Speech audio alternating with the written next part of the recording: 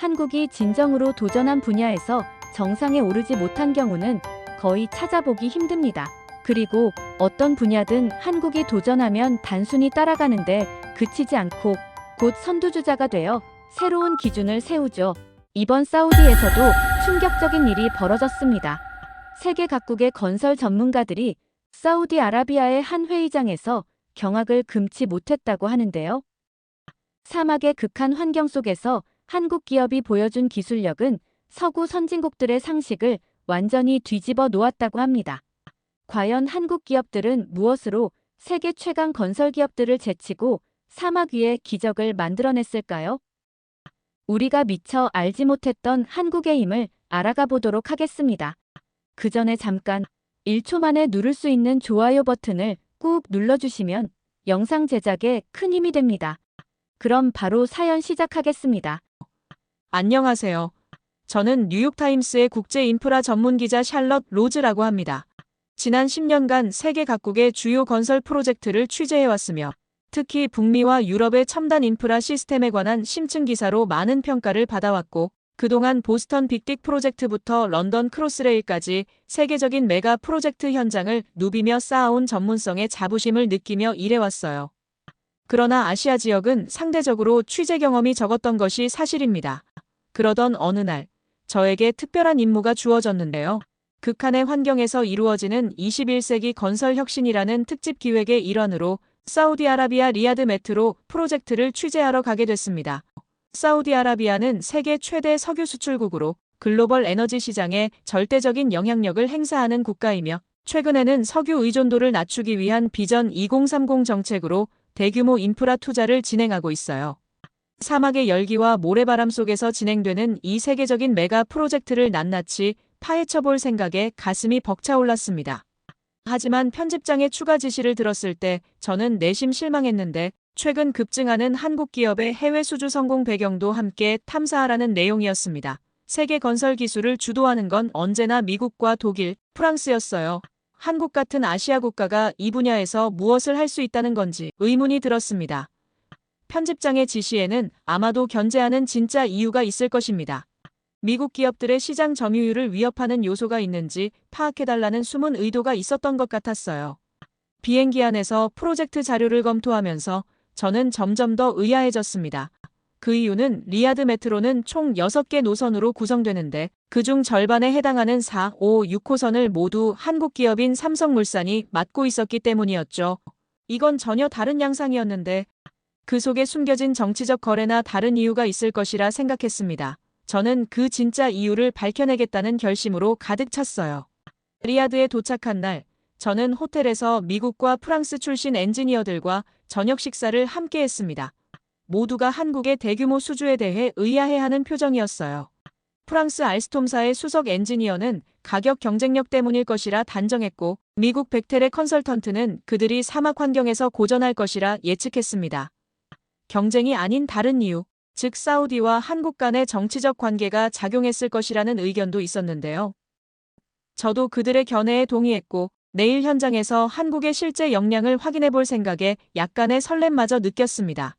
다음 날 아침 찌는 듯한 리야드의 열기 속에서 우리는 먼저 미국과 프랑스 회사들이 진행 중인 구간을 방문했는데 모든 것이 익숙했습니다. 뉴욕이나 파리의 지하철 공사 현장과 크게 다르지 않았기 때문이에요.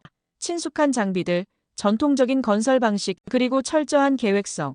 이것이 바로 세계 최고 수준의 건설 기술이라는 자부심이 다시 한번 차올랐습니다. 하지만 섭씨 45도를 넘는 열기 속에서 여러 현장이 작업을 중단한 상태였어요. 모래바람이 불어와 센서들이 오작동을 일으키고 장비들이 과열로 멈추는 문제가 발생하고 있었습니다. 이런 극한 환경에서는 어쩔 수 없는 일이라 생각하며 다음 목적지인 한국팀의 4호선 현장으로 향했어요. 그날 아침 모래폭풍 경보가 발령되었다는 소식을 들었기에 한국팀도 당연히 작업을 중단했을 것이라 예상했는데 현장에 도착한 순간 저는 믿을 수 없는 광경을 목격했습니다. 모래바람이 휘몰아치는 속에서도 작업이 전속력으로 진행되고 있었던 것입니다. 현장 책임자인 허민영 박사가 자신감 넘치는 미소로 우리를 맞이했어요. 어서 오세요. 모래폭풍이 좀 심하지만 걱정 마세요. 우리 시스템은 이런 상황에 맞게 설계되어 있으니까요. 그의 말에 저는 의심의 눈초리를 감추지 못했습니다. 무슨 설렘이라도 느끼는 듯한 그의 표정이 이해되지 않았어요. 극한의 환경 속에서 작업을 강행하는 무모함인지 아니면 정말 무언가 특별한 기술이 있는 건지 저는 그 실체를 확인하기 위해 발걸음을 재촉했습니다. 허민영 박사는 저를 현장을 내려다볼 수 있는 전망대로 안내했는데 그곳에서 저는 전에 본 적 없는 광경을 목격했어요. 한국팀은 특수 설계된 레일을 설치하기 위해 로봇을 사용하고 있었고 이것은 사막의 극심한 온도 변화에도 견딜 수 있는 특수 금속 혼합물로 만들어진 레일이라고 합니다. 또한 낮과 밤의 온도 차이가 70도에 달하는 사막 환경에서도 휘거나 부러지지 않는 설계라고 허민영 박사가 설명했어요. 이건 불가능합니다. 이런 기술은 본 적이 없습니다. 저도 모르게 내뱉은 말에 허민영 박사는 미소를 지었습니다. 샬럿 씨, 극한 환경은 때로 혁신적인 해결책을 요구합니다. 우리는 이미 아랍 원전 건설 경험을 통해 이런 기술을 발전시켜왔죠. 허민영 박사는 저를 에어컨이 잘 작동하는 제어센터로 안내했는데요. 대형 스크린들이 현장의 모든 부분을 보여주고 있었고 작업자들은 인공지능 시스템을 통해 날씨를 예측하고 건설 일정을 자동으로 조정하는 시스템을 모니터링하고 있었습니다. 오늘 아침의 모래폭풍도 6시간 전에 이미 예측되어 있었고 덕분에 팀은 미리 준비를 해두어 작업을 중단 없이 진행할 수 있었던 것이죠. 저는 의심을 감추지 못했어요. 10년간 세계 최고의 건설 현장을 취재해왔지만 이런 수준의 기술은 본 적이 없었거든요. 혹시 미국이나 유럽의 기술을 도입한 것이 아닌지 물었더니 허민영 박사는 고개를 저었습니다. 이 기술은 우리가 직접 개발한 것입니다. 한국은 사막이 없지만 우리에게는 다른 종류의 도전이 있었습니다. 서울의 지하철은 산과 강, 세계에서 가장 인구 밀도가 높은 도시 환경 속에서 건설되었기에 끊임없는 혁신이 필요했습니다. 현장을 둘러보며 저는 또 다른 혁신 기술들을 발견했는데 한국팀은 모듈러 건설 방식을 사용하여 넓은 구간을 미리 통제된 환경에서 제작한 후 현장으로 가져왔고 이로 인해 작업자들이 극한의 더위에서 작업하는 시간을 줄일 수 있었습니다. 모든 장비에는 모래 손상을 방지하는 특수 코팅이 적용되어 있었으며 작업자들은 더운 날씨에도 오래 일할 수 있도록 쿨링 수트를 착용하고 있었습니다. 저는 사우디에서 첫 기사를 작성하며 내심 흔들렸어요. 처음에 예상했던 한국의 기술적 한계를 다루려 했으나 목격한 현실은 완전히 달랐습니다. 결국 저는 사실만을 객관적으로 보도하기로 했어요. 사막의 극한 환경을 이겨내는 새로운 접근법이라는 제목으로 한국팀의 혁신적 기술에 대해 일부 언급했지만 여전히 이것이 일시적 성공인지 지속 가능한 접근법인지에 대한 의문을 남겼습니다. 편집장으로부터 곧 회신이 왔는데요. 편집장님은 흥미로운 소식이네요. 하지만 이 기술이 실제로 효과적인지 더 깊이 파고들어야 합니다. 비교 데이터와 실제 성과 지표를 확인해 보도록 하세요. 라는 그의 말에 동의했습니다. 한 번의 방문으로 결론을 내리긴 이르다고 생각했기 때문이에요. 다음 날 저는 다시 한국팀의 현장을 방문했는데 이번에는 다리 구간 설치 작업을 지켜보기로 했습니다. 전통적인 방식이라면 약 2주 정도 걸릴 작업이었어요. 그러나 한국팀은 모듈러 다리 건설 시스템을 이용해서 단 5일 만에 이 작업을 완료했습니다. 각 구간을 공장에서 미리 제작한 후 현장으로 옮겨 최종 조립하는 방식이었어요. 허민영 박사는 자랑스럽게 설명했습니다. 우리는 작업 효율성을 극대화하기 위해서 사막에서 보내는 시간을 최소화하는 방향으로 모든 공정을 재설계했고 이는 작업자의 안전뿐 아니라 품질 관리 측면에서도 큰 이점이 있습니다. 점심시간에 허민영 박사와 함께 이야기를 나누면서 저는 더 놀라운 사실을 알게 되었는데요. 서울의 지하철은 하루에 700만 명이 넘는 승객을 수송하는데 이는 뉴욕과 런던의 지하철 승객 수를 합친 것보다 많다는 것이었습니다. 또한 99.9%라는 경이로운 정시 운행률을 자랑하며 전 구간에 무료 와이파이와 플랫폼 스크린 도어 같은 첨단 시설이 갖춰져 있다고 합니다. 저는 자료를 검증하기 위해 국제교통연맹의 통계를 확인했고 모든 내용이 사실임을 확인했어요. 서울 지하철은 세계에서 가장 발전된 시스템 중 하나였던 것입니다. 더욱 충격적인 사실은 한국이 지하철 건설을 시작한 지 불과 50년밖에 되지 않았다는 점이에요. 반면 뉴욕이나 런던의 지하철은 100년이 넘는 역사를 가지고 있었습니다. 호텔방으로 돌아와 노트를 정리하면서 저는 제 사고에 큰 오류가 있었다는 것을 깨달았어요. 유럽과 미국이 철도를 먼저 건설했다고 해서 그들이 항상 최고의 기술을 가지고 있다고 가정한 것은 잘못이었습니다. 혁신은 역사가 오래된 곳에서만 나오는 것이 아니라 때로는 가장 큰 도전에 직면한 곳에서 나오기도 하는 것이었죠. 저는 원래 계획보다 더 많은 시간을 한국팀의 작업 방식을 관찰하는데 할애하기로 결정했는데요. 그들의 철저한 계획과 준비, 효율적인 시간 관리 환경에 맞게 특별히 개발된 재료와 장비, 모든 측면에서 세심한 고민과 계획이 엿보였습니다. 이는 단순히 비용 경쟁력이나 정치적 이유가 아닌 진정한 기술적 우위였어요. 미국과 프랑스 동료들을 초대해 한국팀의 현장을 함께 방문했을 때 그들의 반응도 저와 비슷했습니다. 처음에는 회의적이었지만 직접 목격한 후에는 놀라움을 감추지 못했는데 그 중에서도 미국 벡텔의 마이클은 모듈러 건설 기술을 보며 이 방법이 시카고 겨울철 공사에도 적용될 수 있을 것이라 감탄했고 프랑스 알스톰의 엔지니어는 모래 차단 시스템에 깊은 관심을 보였습니다. 한국팀은 단순히 리아드 메트로를 건설하는 데 그치지 않고 전 세계 어디서든 적용할 수 있는 혁신적인 해결책을 만들어내고 있었어요. 사막의 모래바람과 극심한 더위라는 도전은 오히려 그들에게 새로운 기술을 개발하는 자극제가 되었던 것입니다. 프로젝트가 진행된 지 한창이었을 때 리야드의 모든 건설 현장에 큰 소식이 전해졌는데 사우디 왕이 메트로 시스템의 진행 상황을 직접 확인하기 위해 방문한다는 것이었습니다. 이는 단순한 시찰이 아니라 향후 사우디 전역의 인프라 프로젝트 방향을 결정짓는 중요한 행사였어요. 저는 국제 언론인 자격으로 왕실 견학에 참여할 수 있는 귀한 기회를 얻었습니다. 견학 전날, 저는 현지 미국 대사관 리셉션에 참석했는데 그곳에서 메이 머스크라는 흥미로운 인물을 만났습니다. 그녀는 프랑스의 토목공학 전문가로 네옴시티의 첨단 휴게소 프로젝트를 담당하고 있었어요. 메이는 처음에 한국팀에 대해 저와 비슷한 편견을 가지고 있었다고 고백했습니다. 처음엔 그들을 무시했어요. 하지만 지금은 그들에게 도움을 요청했죠. 메이의 말에 저는 놀라움을 감추지 못했습니다. 그녀는 자신의 프로젝트가 사막 환경에서 기술적 난관에 부딪혔고 수개월간 해결책을 찾지 못했다고 합니다. 그런데 한국 팀장인 김우승 팀장이 3일 만에 해결해 주었어요. 그들의 사막형 AI 센서와 냉각 시스템은 정말 혁명적이에요. 대화가 이어질수록 메이와의 이야기는 저에게 깊은 인상을 남겼습니다.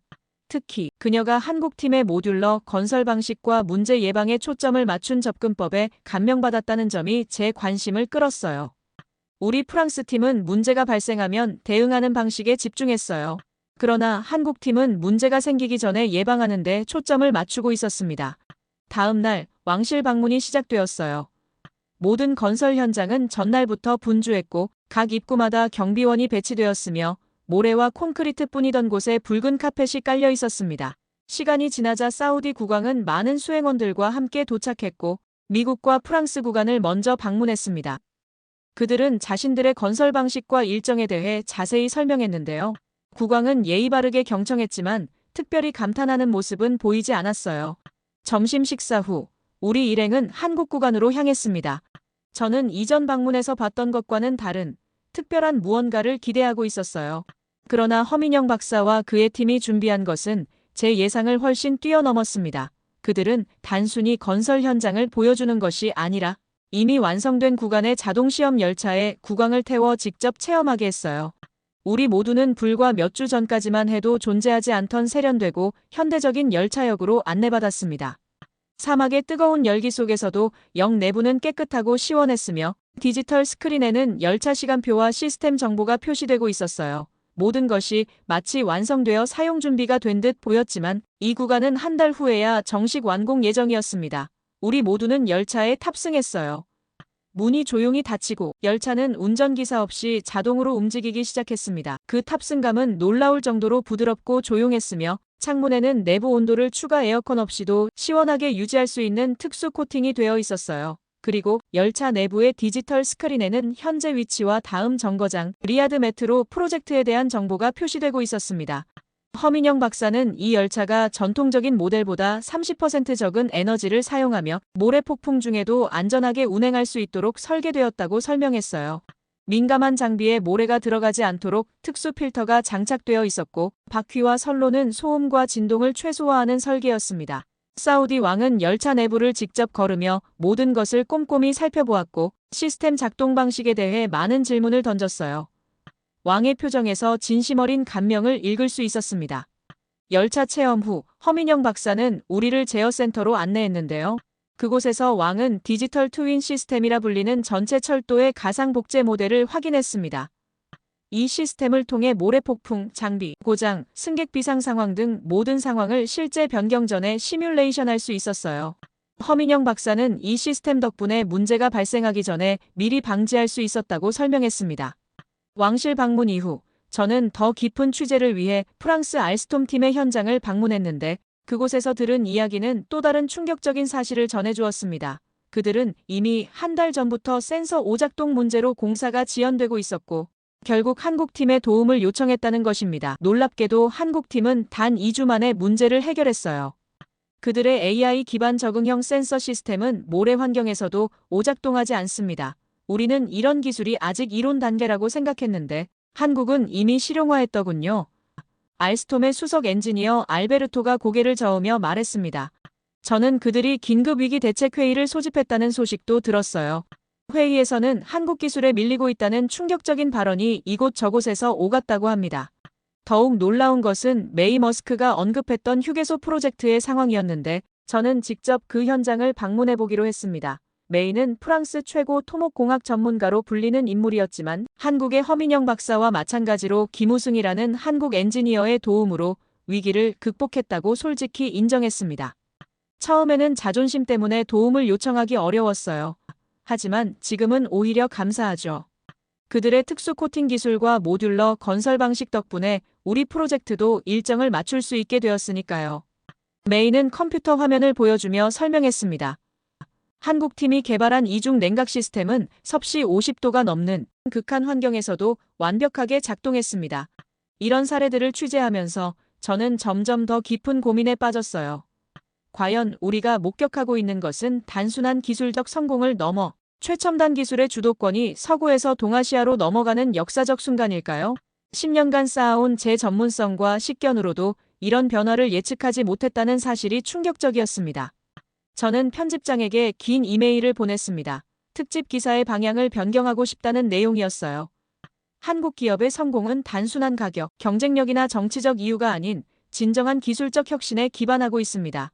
이는 우리가 지금까지 알고 있던 글로벌 기술 지형도의 변화를 의미합니다. 제 이메일에 편집장은 즉각 회신을 보냈습니다.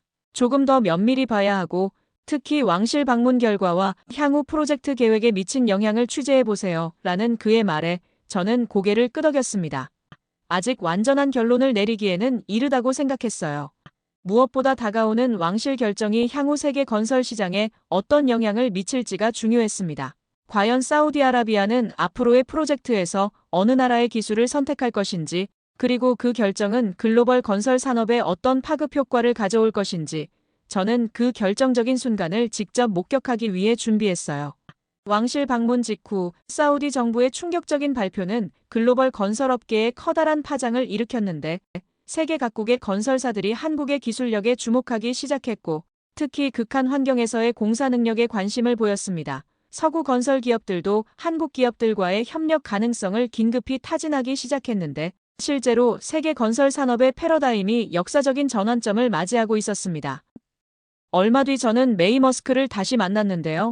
그녀는 이제 한국 팀과 공동으로 프로젝트를 진행하고 있었고 그 과정에서 많은 것을 배우고 있었습니다. 솔직히 한국은 세상에 불가능의 반대말을 보여주었습니다. 그들은 짧은 시간 안에 전쟁의 폐허에서 세계 최첨단 기술 강국으로 성장했으며 그들에게 불가능이란 단지 아직 도전하지 않은 가능성일 뿐입니다.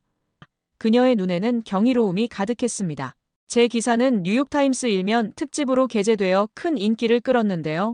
사막에 피어난 한국의 기술혁명이라는 제목의 이 기사는 미국에서 엄청난 반향을 불러일으켰고 저는 철저히 기술적 측면에서 한국의 성과를 조명했습니다. 특히 눈에 띄는 교량상판 일괄 가설 공법과 터널 굴착 장비를 이용한 세계 기록 달성, 그리고 무인운전 시스템 등 한국이 어떻게 자국의 어려운 지형과 환경을 극복하며 개발한 기술을 사막이라는 전혀 다른 환경에 성공적으로 적용했는지에 초점을 맞췄습니다. 제 기사로 인하여 미국 내에서도 다양한 반응이 나타났는데요. 일부는 제 기사가 미국의 기술적 우위를 과소평가한다며 비판했고 또 다른 쪽에서는 현실을 직시하고 우리도 변화해야 한다는 지지의 목소리가 나왔습니다. 이러한 논쟁 자체가 한국 기술력의 충격적인 부상을 증명하는 사실이었어요. 현장에서 직접 목격한 가장 인상적인 순간은 삼성물산이 공장에서 교량 상판을 미리 제작해 현장에 설치하는 혁신적 기술로 공사 기간을 극적으로 단축하고 직경 9.8m에 달하는 거대 터널 굴착 장비 2대를 사용해 1일 굴착 길이 세계 신기록을 달성했다는 점이었습니다. 또한 무인 운전 시스템을 도입해 모든 노선이 완전 자동화 운영된다는 사실도 기술적 충격으로 다가왔어요. 이 모든 기술의 원천이 어디인지 궁금하지 않으세요? 메이 머스크의 질문이 제 귓가에 맴돌았습니다. 서울의 지하철 시스템을 보셔야 합니다. 그곳에서 이 모든 혁신이 시작되었으니까요. 허민영 박사도 여러 차례 서울 지하철의 독특한 환경과 그곳에서 발전된 기술을 언급했었습니다. 프로젝트 관계자들 사이에서도 서울 솔루션이라는 말이 자주 오갔습니다.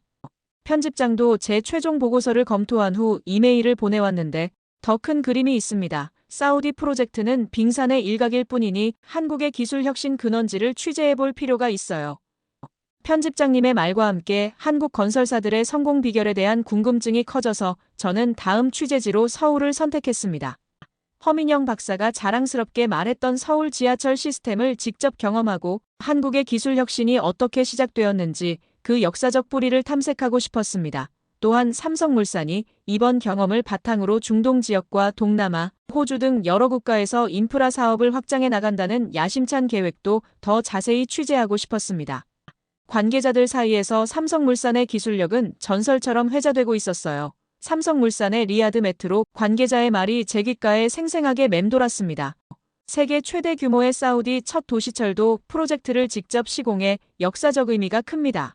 공사 기간 동안 많은 난관이 있었으나 삼성물산이 보유한 높은 시공 기술력과 노하우를 통해 리야드 메트로를 성공적으로 완공할 수 있었습니다.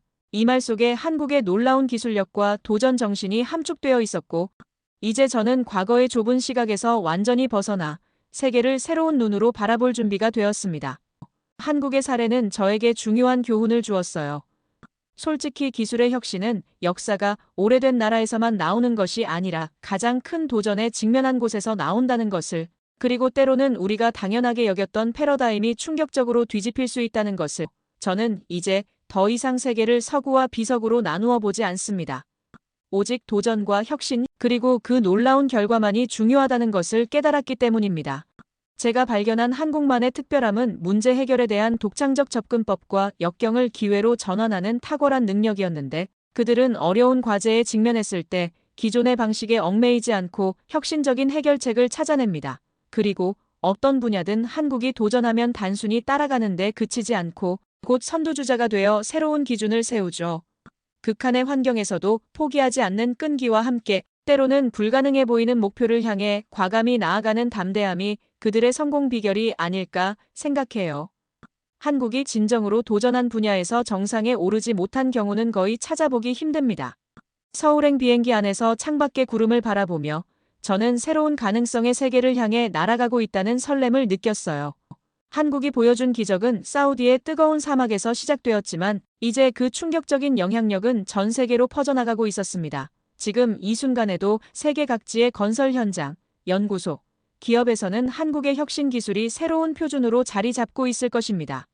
저는 이번 취재를 통해 세계 각지에서 자국의 명예를 드높이기 위해 묵묵히 일하는 모든 한국 기술자와 엔지니어들의 노고에 깊은 경의를 표하게 되었는데요. 그들은 단순한 해외 근로자가 아닌 진정한 의미의 국가대표입니다. 그들의 헌신과 노력이 한국을 더욱 빛나게 만들고 있습니다. 아마도 제가 취재했던 그 어떤 현장보다도 가슴 벅찬 경험인 것 같아요. 끝까지 제 이야기를 들어주셔서 감사합니다. 모두 안녕히 계세요. 오늘의 사연 어떻게 들으셨나요? 처음에는 한국 기업들을 과소평가했던 미국 기자가 사우디아라비아 건설 현장에서 한국의 뛰어난 기술력을 직접 목격하며 자신의 편견을 깨뜨리는 과정이 인상적이었는데요. 특히 한국 기업이 보여준 혁신적인 건설 공법과 극한의 사막 환경을 극복한 기술력은 전 세계 건설업계에 큰 충격을 주었습니다. 이는 단순한 성공 사례를 넘어 글로벌 기술 패러다임의 변화를 가져왔다는 점에서 더욱 의미가 깊습니다. 한국은 세상에 불가능의 반대말을 보여주었다는 말처럼 우리가 당연하게 여기던 세계 기술의 지형도가 완전히 바뀌는 순간을 목격한 이야기였습니다. 과연 이 기자는 한국 방문을 통해 어떤 새로운 발견을 하게 될까요? 그리고 한국의 기술 혁신이 앞으로 세계 무대에서 어떤 성과를 거두게 될지도 궁금하네요. 여러분은 이 이야기를 들으며 어떤 생각이 드셨나요? 혹시 여러분 중에서도 한국의 기술력으로 세계를 놀라게 한 경험이 있으신가요? 여러분의 생각을 아래 댓글에 남겨주세요. 그리고 감동적인 사연을 주변 사람들과 공유하고 함께 이야기 나눠보세요. 마지막으로 1초밖에 걸리지 않는 구독과 좋아요, 알림 설정은 영상 제작에 큰 힘이 됩니다. 지금까지 감동을 담아 여러분께 진심을 전하는 감동담기였습니다. 오늘 하루도 행복한 하루 보내세요.